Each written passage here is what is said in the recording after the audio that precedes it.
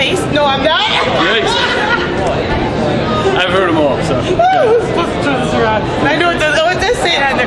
This is FLINTFace.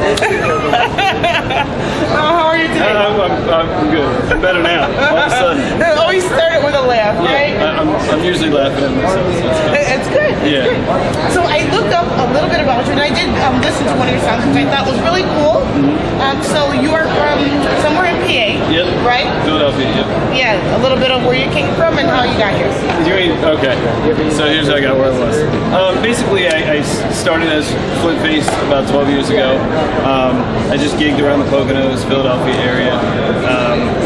Just kept evolving, you know, standard story that musicians live. You know, lived in my car, slept on construction sites, eventually, you know, began to... So were you actually homeless? For a while, yeah. Yeah. But, you know, I'm lucky and blessed because people... You're pointing in the sky. Everything all right? I was homeless too. Were you right?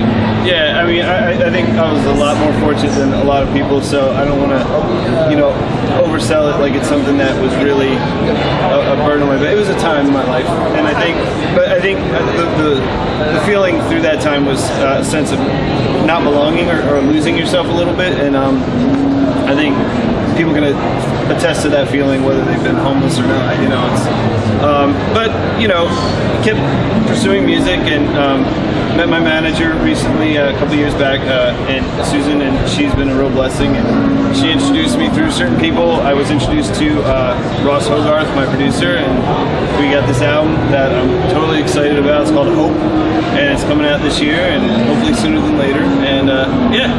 Wow. That's just really a fast sweet. forward button. I was raised near Philadelphia, West Philadelphia, in 69th Street area, and my dad was a minister, and you know, played drums in the church for a long time, and eventually, you know, I felt like the message that I was hearing in church, just a hopeful message, you know, loving people, accepting them as they are, and being accepted as you are, was something I wanted to take, you know, on the road, if you will.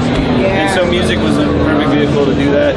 And I struggled with like depression and suicide as a teenager and different things I think a lot of people go through at any age.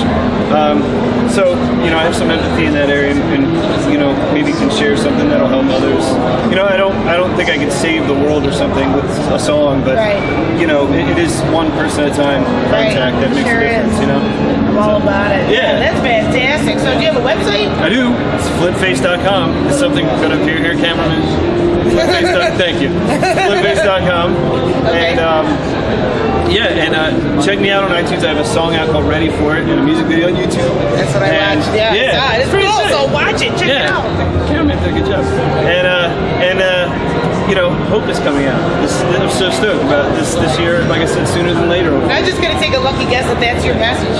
This is my message, yeah. But hope, let me say, hope is a really hard thing to find. That's the funny thing about hope. It's not this like glaring thing, and it's like you have to struggle. Sometimes it's hard to get out of bed, and we're easily convinced that hope doesn't exist because we're surrounded by, let's call it darkness or whatever you want to call it. And but hope does always exist.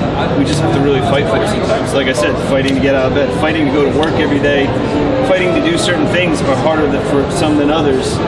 And that's hope, you know. And so yeah. I love it. There you are. I love it too. FLINTFace, everybody.